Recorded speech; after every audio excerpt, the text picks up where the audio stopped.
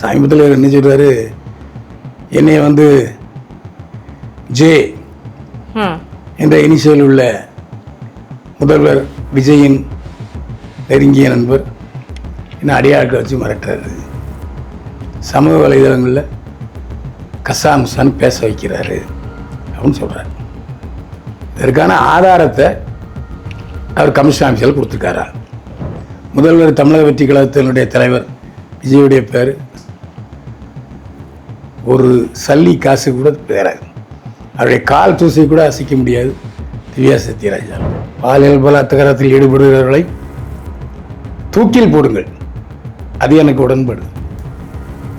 ஆனால் என்னமோ புதுசாக தமிழக வெற்றி கழகத்தினுடைய ஆட்சியில் தான் பாலியல் குற்றம் நடக்குதுங்கிற மாதிரி பேசக்கூடாது. நீங்கள் சொல்கிறதே உருட்டு, பொய், தில்லுமுள்ளு புகார், அதைத்தான் சொல்லிட்டு இருக்கணும் தவிர நீங்கள் வந்து நேர்மையான புகாரை தெரிவிக்கலை. சும்மா அவதூறு பரப்புறீங்க. தாவேக்காரஸ் மேல அவதூறு பரப்பிக்கிட்டு இருக்காங்கன்றாங்களா? ஆமாம். ஊரில் வேலை வெட்டி இல்லாத எல்லா நடிகரண்டியையும் கூப்பிட்டு திமுகவுக்கு ஆதரவாக பேச வைக்கிறது சேகர் பாபு தான்.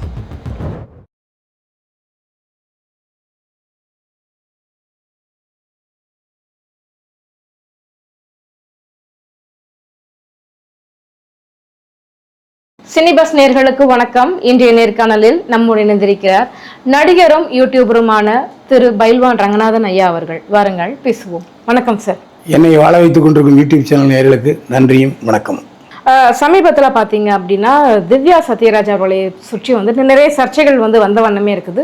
அதற்கான விளக்கத்தையும் நீங்கள் கொடுத்துட்டு தான் வரீங்க. இப்போ பார்த்தீங்க அப்படின்னா திவ்யா சத்யராஜ் அவர்களுக்கு நிறைய மிரட்டல்கள் வருவதாக பேசியிருக்கிறார். அது பற்றின விஷயங்கள் எங்கள் கூட கொஞ்சம் சொல்லுங்கள் சார். திவ்யா சத்யராஜ் சுய விளம்பரத்துக்காக எதை வேண்டுமானால் பேசுவது என்ற நினைப்பில் இருக்கிறார். அவருக்கு சேகர் பாபு ஃபீடிங் பண்ணுறாரு. ஸோ திமுகவில் பெண்களில் முன்னணி பேச்சாளராக இருக்கிறார் திவ்யா சத்யராஜ். ஆனால் திவ்யா சத்யராஜ் சொல்கிறத யாரும் தமிழக மக்கள் ஏற்பதில்லை என்பது வேறு விஷயம். சமீபத்தில் என்ன சொல்கிறாரு, என்னை வந்து ஜே என்ற இனிஷியல் உள்ள முதல்வர் விஜயின் நெருங்கிய நண்பர் என்ன அடியாட்களை வச்சு மிரட்டுறாரு. சமூக வலைதளங்களில் கசாமுசான்னு பேச வைக்கிறாரு அப்படின்னு சொல்கிறார். இதற்கான ஆதாரத்தை அவர் கமிஷன் ஆஃபீஸில் கொடுத்துருக்காரா.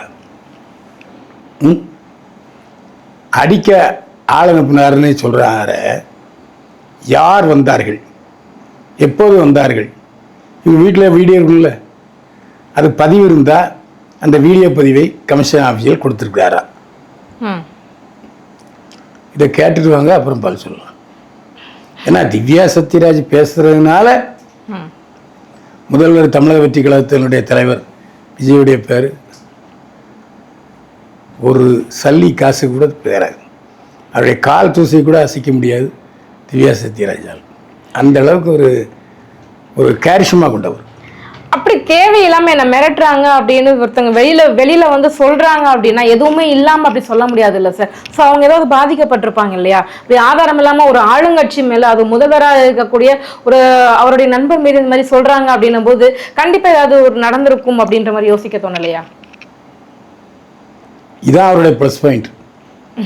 கமிஷன் ஆஃபீஸ் வாசலில் பேட்டி கொடுக்குறாரு. இந்த பாருங்க, அவங்க வந்த வீடியோ காட்சிகள் கொடுத்துருக்காரா சொல்லுங்க. இந்த அடியாளுக்குள்ள நான் விசாரித்தேன், அவங்க இன்னார் தான் அனுப்புனாங்கன்னு சொன்னாங்க. நீ ஏதாவது சொல்லிடுங்க. வந்தவர்கள் என்ன சொல்லி மிரட்டினார்கள், இதுக்கெல்லாம் ஆதாரம் இருக்கா? சரி, அவர் கொடுத்த அட்ரஸ் அவருடைய கிளினிக் அட்ரஸ் அல்ல, அவருடைய ஆலோசனை நேரம் சொல்கிற அட்ரஸ் அல்ல, அவருடைய அப்பா சத்யராஜ் அட்ரஸை கொடுத்துருக்காரு. அவ்வளோதான். சார் அதுல இன்னொரு விஷயமும் பார்க்கணும். பொதுவாகவே பார்த்தீங்க அப்படின்னா தாவேக்காவை பத்தி ஏதாவது நம்ம ஒரு விமர்சனம் பண்ணோம் அப்படின்னா சோசியல் மீடியால அதுக்கான எதிர்வினை வந்து உடனே அவங்க செய்வாங்க. அதுவும் வந்துட்டு என்ன மாதிரியான வார்த்தைகள்ல செய்வாங்க அப்படிங்கிறது எல்லாத்துக்குமே தெரிஞ்சதுதான். ஸோ அப்படி இருக்கும்போது இவங்க மேல அந்த தாக்குதல் நடந்திருக்கலாம், ஒருவேளை அப்படி நடந்திருக்கலாம் அப்படிங்கிறதான அவங்க பொதுவெளியில வந்து சொல்ல வராங்க. இவங்க சொன்ன புகாருக்கு, இவங்க சொன்ன அலிகேஷனுக்கு அவங்க பதில் கொடுத்துருப்பாங்க. தானிக்கு தீனி சரி போத்திந்தி, நீயும் பேசுன அவங்களும் பேசுனாங்க. இதில் ஏதாவது அவதூறு இருந்தது, வேற மாதிரி இருந்ததுன்னு சொன்னால் நீங்கள் கம்ப்ளைண்ட் பண்ணுங்க. உண்மையிலே இந்த பிரச்சனையுடைய ஆரம்ப புள்ளி மையப்புள்ளியாக நீங்கள் எதை பார்க்குறீங்க சார்? திவ்யா சத்யராஜ் டிஎம்கேல எம்எல்ஏ சீட்டு கேட்டாங்க,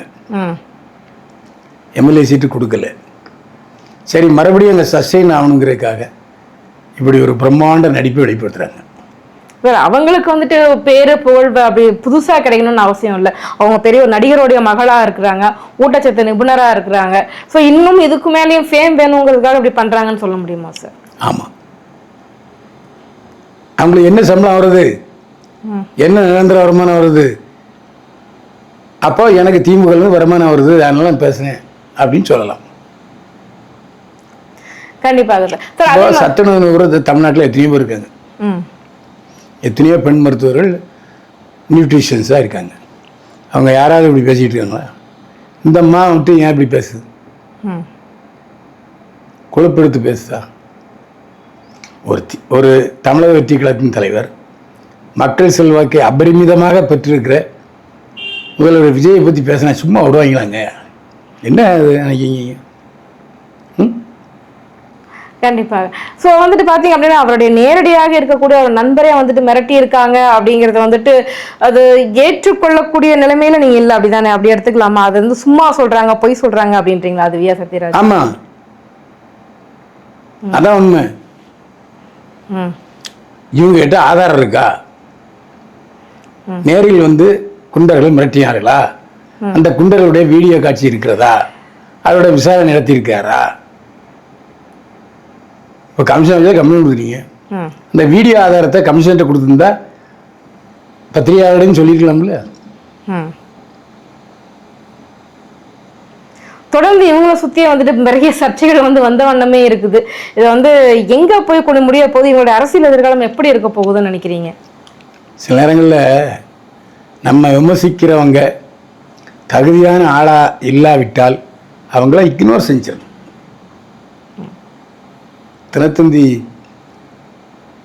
நிறுவனர் தமிழக சீபா ஆயத்தினார் என்ன சொல்லுவார்னா, நமக்கும் நம் நிறுவனத்துக்கும் ஒருத்தனை பிடிக்கலையா அவனை எதிர்த்து எழுதாத, இக்னோர் பண்ணிடு, அவன் ஆட்டோமேட்டிக்காக அழிஞ்சிடுவான், நீ எதுக்கு நம்முடைய எதிரியை விளம்பரம் கொடுக்குற அப்படின்னு கேட்பார்.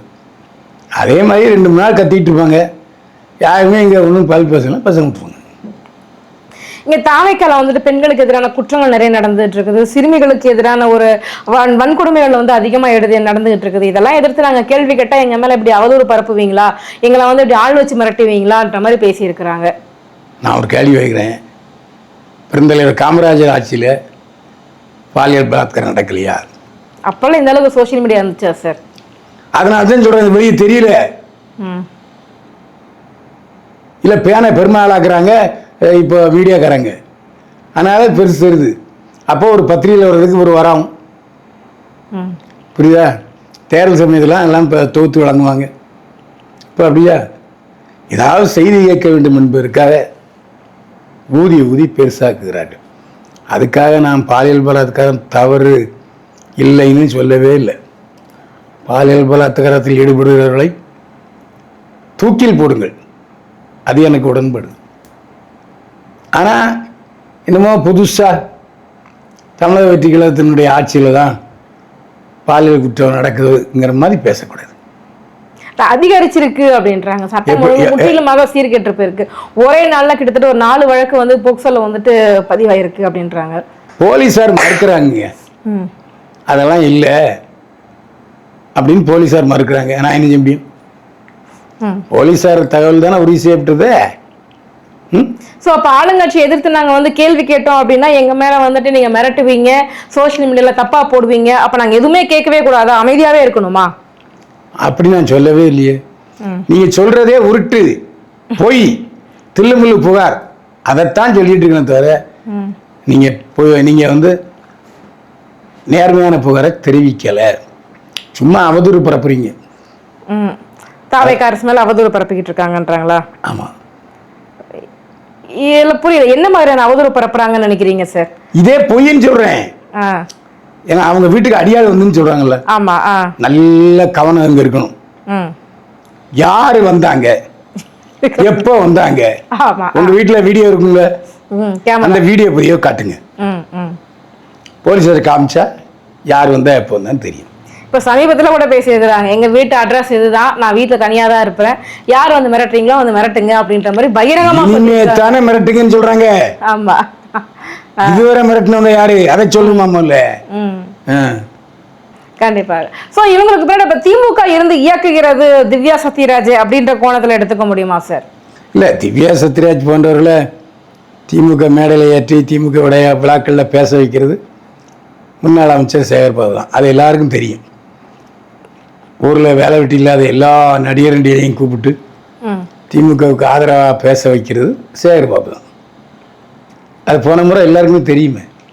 கலைஞர் விழா, ஸ்டாலின் விழா, உதயநிதி ஸ்டாலின் விழான்னு ஏதாவது ஒரு விழாவை சொல்லி திமுக அரசை புகழ்பாடு தான் ஒரு வேலை. ஸோ இதுக்கு முழுக்க முழுக்க சேகர் பாபு தான் காரணம்ன்றீங்களா? அவர் நடத்துகிற நிகழ்ச்சிகள் தானே இப்படி நடக்குதே, வேற யாரும் இப்படி பண்ணலையே.